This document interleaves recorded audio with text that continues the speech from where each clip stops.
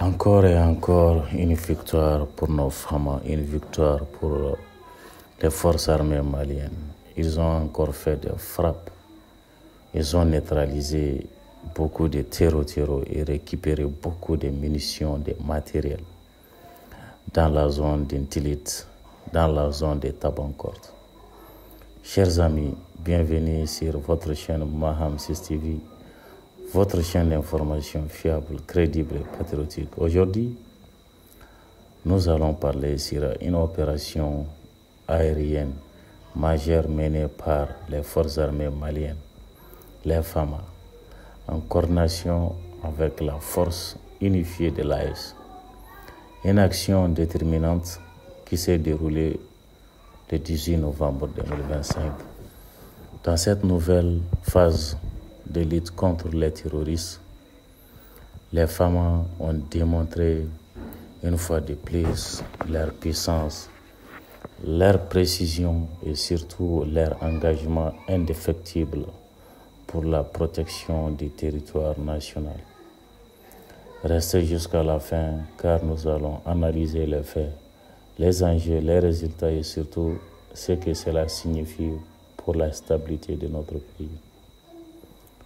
Selon le communiqué officiel de l'état-major général des armées, les renseignements fiables ont indiqué un regroupement de terroristes lourdement armés dans la zone de Tabankort, à seulement 8 km de la frontière avec le Niger. Les terroristes étaient dotés d'une logistique importante, signe clair d'une préparation d'opérations offensives ou d'un positionnement stratégique dans cette zone sensible du Mali.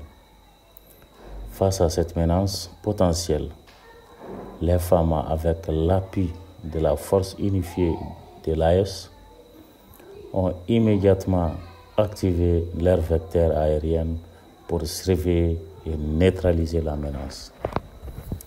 Lors du survol de la zone, les images aériennes et les renseignements terrain ont confirmé la présence hostile.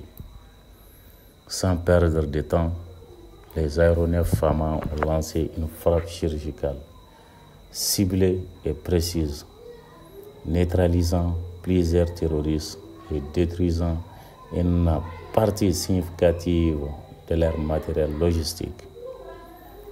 Cette opération n'est pas seulement une victoire tactique, elle représente une avancée stratégique majeure dans une zone longtemps utilisée comme couloir de transit par des groupes armés terroristes.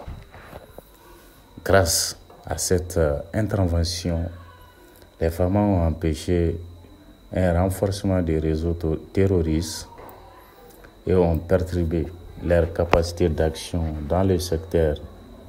C'est un signal fort. Aucune concentration d'ennemis ne sera tolérée sur le territoire malien et sur le territoire du Niger, du Burkina, sur le territoire de l'AES. La seconde opération, c'était à Intilit, dans la région de Gao. Le même jour, le 18 novembre 2025, une deuxième opération aérienne a été menée dans la région de Gao, plus précisément dans le site d'orpaillage clandestin d'Intilit. Des véhicules appartenant à des groupes terroristes ont été détectés puis neutralisés avec succès par l'aviation malienne. Il faut rappeler que ces sites d'orpaillage clandestins sont devenus depuis plusieurs années des sources de financement direct pour les groupes terroristes.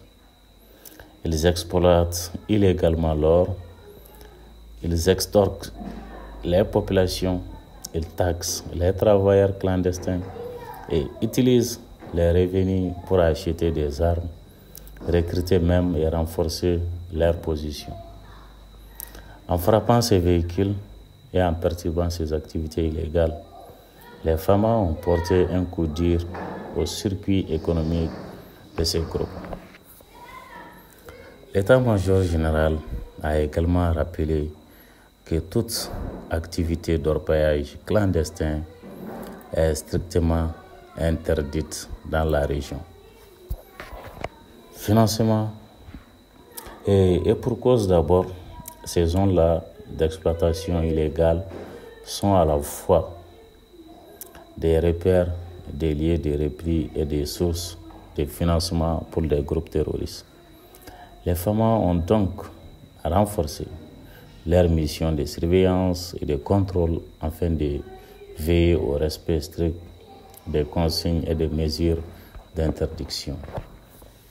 Cela montre une stratégie globale: neutraliser les terroristes, couper leurs sources de financement, reprendre le contrôle total des zones minières, assurer aussi la sécurité des populations. Une coordination exemplaire avec la force unifiée de l'AES.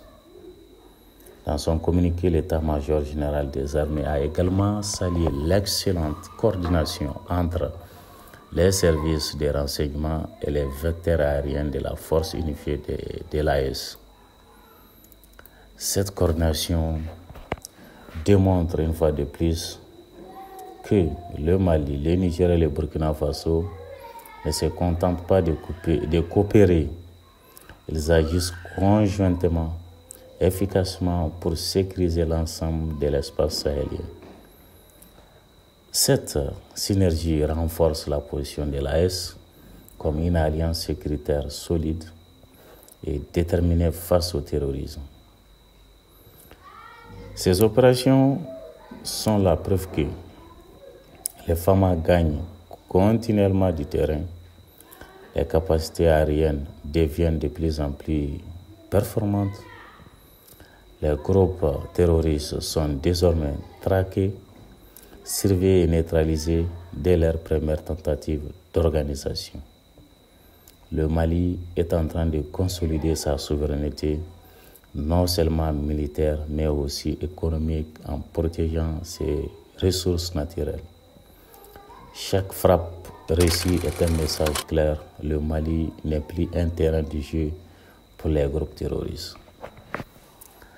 Au vu de toutes ces informations, nous pouvons affirmer que les opérations du 18 novembre 2025 constituent une victoire significative pour les forces armées maliennes et un pas supplémentaire vers la stabilisation totale du territoire. Les FAMA montrent qu'elles sont engagées, organisées et prêtes à défendre chaque centimètre du Mali.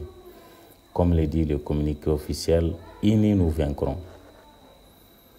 Merci chers abonnés d'avoir suivi, d'avoir regardé cette vidéo.